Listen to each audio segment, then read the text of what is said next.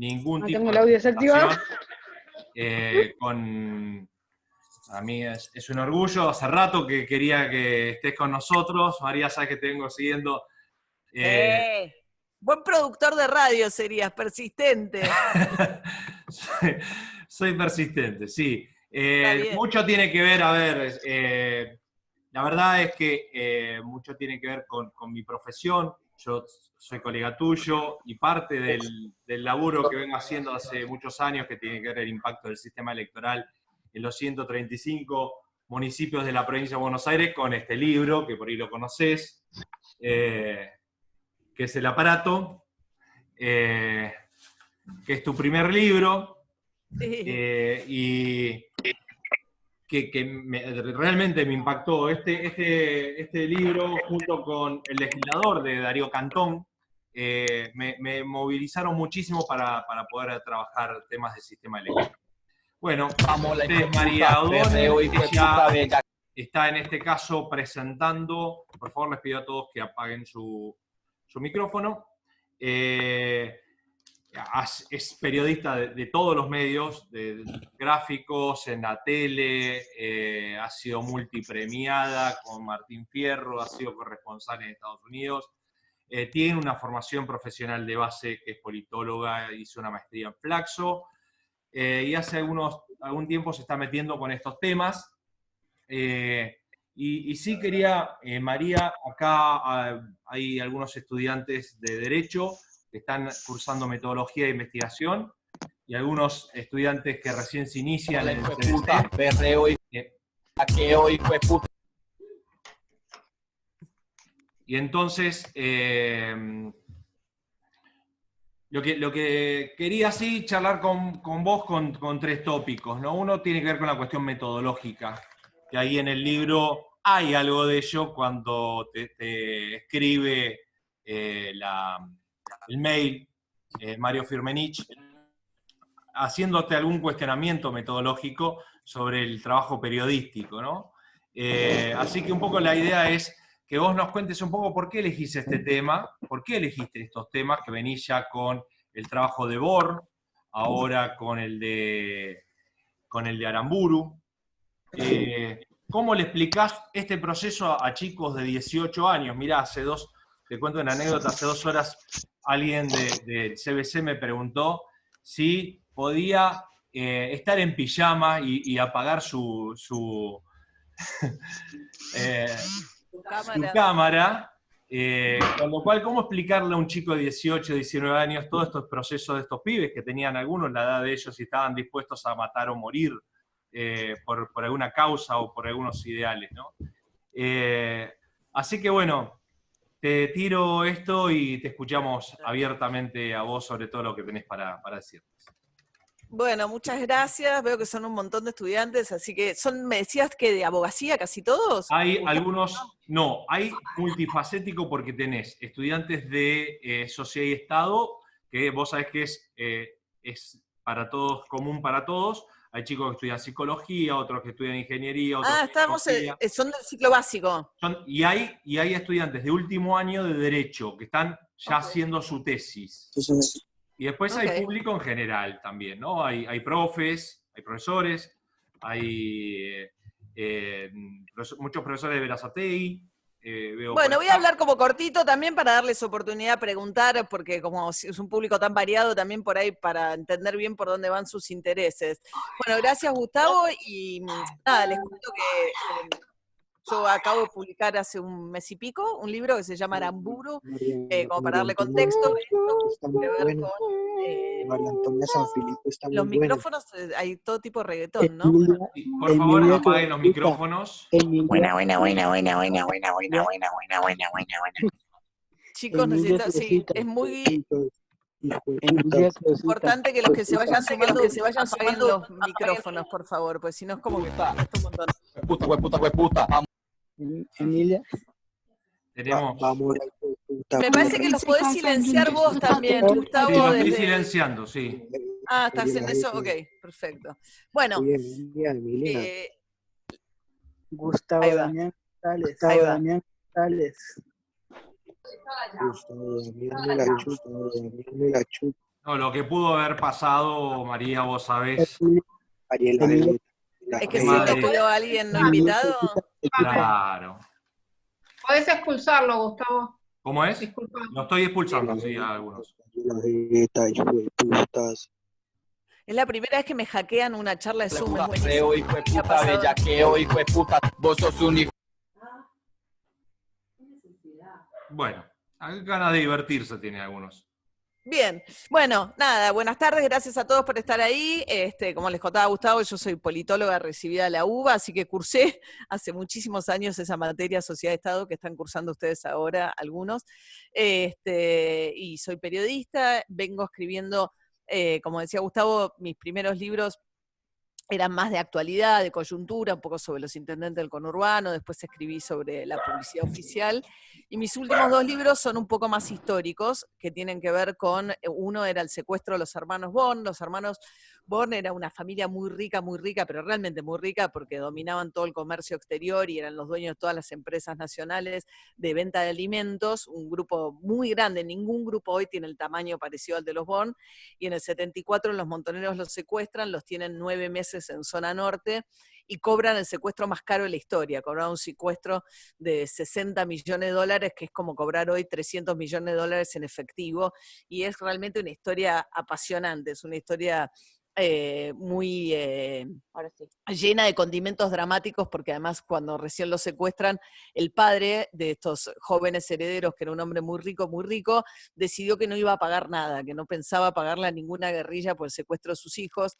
Entonces es un hilo dramático para mí bastante interesante, que es hasta el momento en el cual uno de los hermanos entra a deteriorar mucho su salud, y de alguna manera el hermano más grande es el que se pone a negociar con su propio padre, y es el que logra finalmente que el padre le pague todo ese dineral a los montoneros.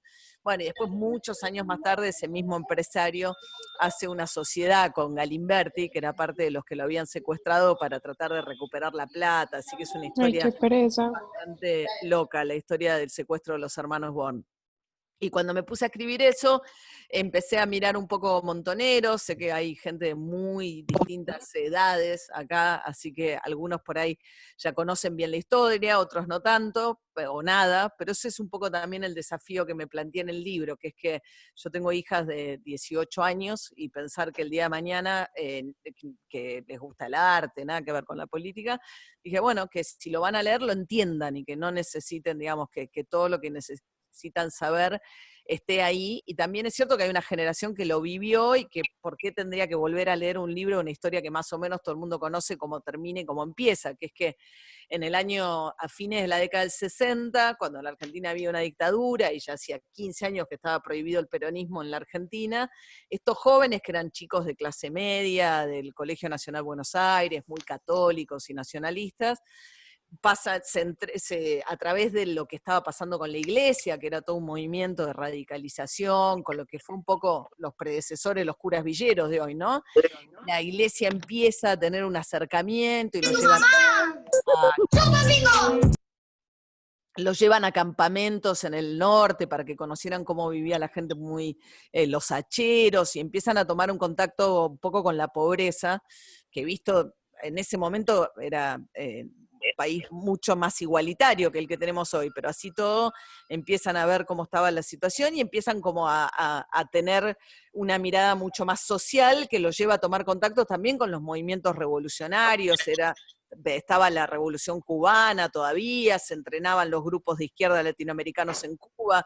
Entonces estos chicos de clase media, católicos, nacionalistas, se van a Cuba, se entrenan en las técnicas de guerrilla, y deciden un poco como seguir el ejemplo de la Revolución Cubana, para presentarse en sociedad con un hecho espectacular, ¿no? Entonces, lo que deciden es secuestrar y matar a Aramburu. Aramburu era un general, un militar, que en el 55 había participado en el golpe que derroca a Perón, era un tipo muy odiado por el peronismo, por buenas razones, porque había sido el que prohibió al peronismo, que se robó el cadáver de Eva y lo escondió y lo mandó a Europa, que ejecutó a un general, Valle, y a otros civiles que habían intentado, digamos, levantarse en nombre de la Constitución, por el mandato, por el nombre de Perón. Entonces, bueno, era una figura muy representativa de lo que era el antiperonismo. Entonces estos jóvenes van, los secuestran de su casa, le hacen un juicio y a los 3 días lo matan. Y nadie sabía que eran los montoneros hasta ese momento, y esa fue su presentación en sociedad, digamos, de los montoneros, que sacan unos comunicados que para la época era bastante raro, porque hablaban de Dios y hablaban de Perón, todo junto, y no se entendía mucho, porque las guerrillas latinoamericanas no eran católicas, más bien todo lo contrario. Pero bueno, eso es una particularidad de nuestro país también, ¿no? Donde tan fuerte el peronismo, digamos, la guerrilla de la década del 70, la más importante fue justamente una guerrilla peronista como Montoneros, que tuvo este nacimiento tan espectacular, que hizo que los montoneros, que eran este grupo de desconocidos, pasaran a ser protagonistas de un escenario mucho más grande, que era la resistencia peronista, de los que venían en la clandestinidad, porque estaba prohibido nombrar a Perón, porque estaba prohibido que el peronismo participara de elecciones, pero estaba todo prohibido lo vinculado al peronismo. Entonces, de repente aparecen esta suerte de vengadores, de hecho, con el asesinato de Aramburu, que se lo llevan de su casa a una quinta familiar en las afueras de la provincia de Buenos Aires, y lo matan ahí, y se vuelven también interlocutores de Perón, y Perón les dice que encomio lo actuado, que han hecho muy bien con lo que hicieron. Y bueno, un poco el libro cuenta esa historia, ¿no? La del nacimiento de los montoneros en un momento clave de la Argentina, ¿no? Que era, digamos, esos finales de la década del 60, en plena dictadura de Onganía. Y bueno, no sé, y el método, por ahí está bueno que comente eso que decías, Gustavo. Yo soy periodista fundamentalmente, digamos, estudié ciencia política, pero tanto en el caso de Born como en el caso del libro de Aramburu, intento hacer un libro muy documentado en términos de que, por supuesto que leo toda la bibliografía, o gran parte de la bibliografía de lo que ya se escribió sobre la década. Trabajo mucho sobre tesis doctorales, porque ahora que están tan accesibles, por ahí hay temas muy específicos sobre los cuales por ahí voy a hacer un párrafo, pero tengo que entender de qué son, y busco muchas tesis doctorales. Hago muchos reportajes también, a todos los lugares fui a buscar a Firmenich a España, fui a Córdoba, donde se hizo la toma de la Calera, digamos, recorrí, fui a Timote, donde lo mataron a Aramburu, entrevisté al hijo de Aramburu, entrevisté a todos los sobrevivientes. También usé mucho la causa judicial son muy buenas las causas judiciales, pues tienen mucho gusto por el detalle, la cosa policial, entonces hay como 50 cuerpos que están en el subsuelo de la Corte Suprema de Justicia de la Nación. Entonces trabajé con ese expediente mucho tiempo. Entonces al final es como un género un poco híbrido, siento yo, que no es ni un libro de historia, porque está contado como un libro más periodístico, de crónica periodística, con saltos temporales, y tiene como una forma de narrarlo distinto de lo que sería por ahí un libro de historia común o más típico, pero a la vez procuro que tenga todo el rigor histórico que necesita tener. Entonces, bueno, es un género un poco híbrido para contar historias muy impactantes de nuestro pasado reciente. Diría yo que un poco es Born y ahora Aramburu. Gustavo, no sé, yo trato Sí, de que... perfecto. Una consulta. Primero que pueden hacer preguntas por el chat, ¿sí? Ahí la vamos a ir realizando.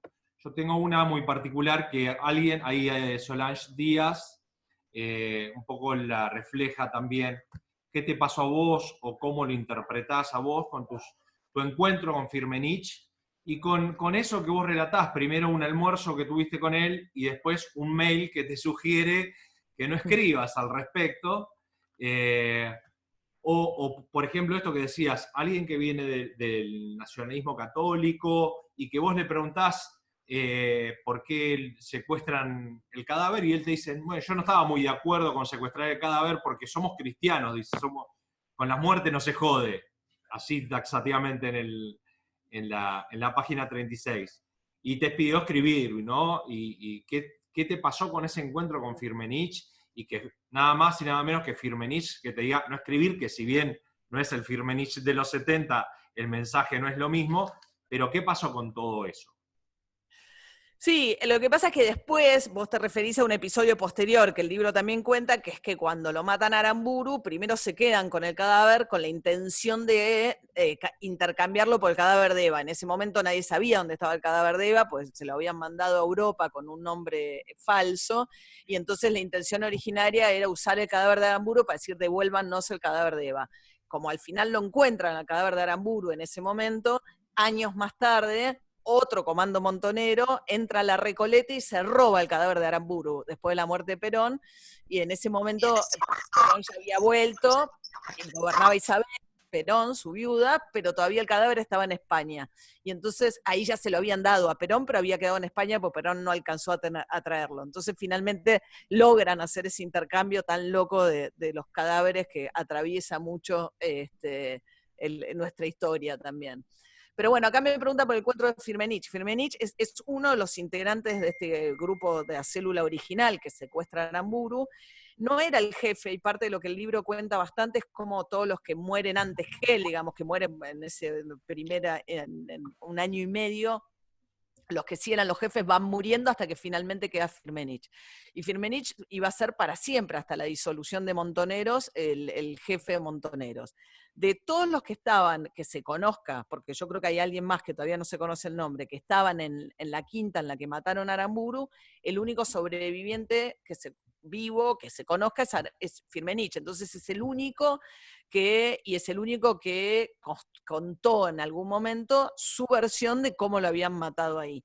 Entonces es un personaje único, porque es el único testigo, sobrevivió a algo que, bueno, muchos los dirigentes montoneros los terminan matando, secuestrando ilegalmente en la época de la dictadura.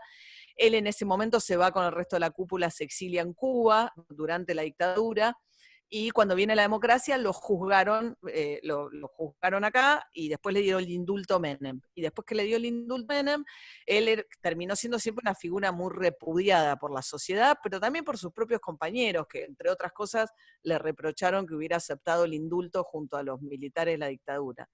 Y es un personaje como muy duro, muy rígido, muy frío, muy difícil, que nunca habla con nadie, que no tiene interés en hablar con periodistas, que dice que los periodistas que siempre es una trampa para él, porque dice que muestran de él un monstruo que él no es, y sin embargo ahí me preguntan si, me dicen, el entrenamiento en Cuba, ahora les cuento.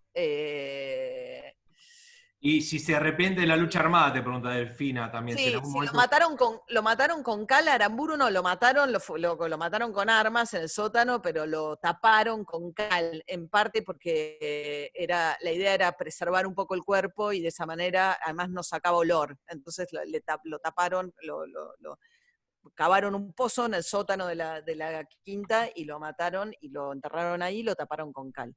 Y con relación a la lucha armada, no, él no está arrepentido de la lucha armada. Él cree que en su contexto y en su momento era una opción válida frente a un régimen como el de Onganía, que en ese momento había una dictadura en la Argentina.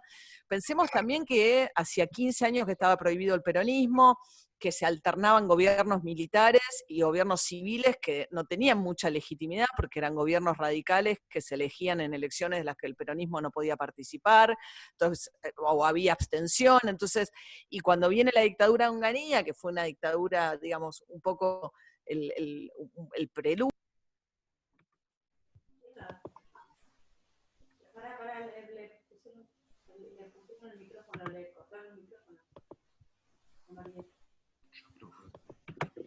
Viene una intervención, digamos, brutal a las universidades públicas, con la noche los bastones largos. Entonces, era un contexto donde, finales de la década del 60,